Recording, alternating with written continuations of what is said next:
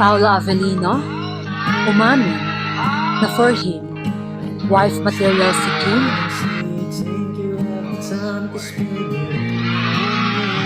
Ito yung video na kung saan itong si Paolo ay natanong kung para sa kanya ano yung posisyon na masasabi niya for Kim. At walang patumpik-tumpik na sinabi niya na si Kim ay isang housewife. Malalaman mo na itong si Paolo ready to settle down at hindi niya sasabihin on national TV kung di niya nararamdaman na wife material talaga itong si Kim Chiu. Makikita mo yung mata at yung smile niya, talagang inaasam niya si Kim being his wife.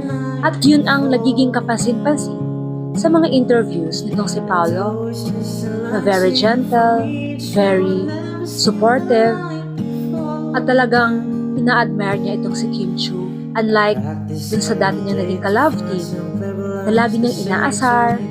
Kaya naman ang tanong ng marami, sa simbahan na nga bang tuloy ni Kim and Pao? Ikaw, ano sa tingin mo?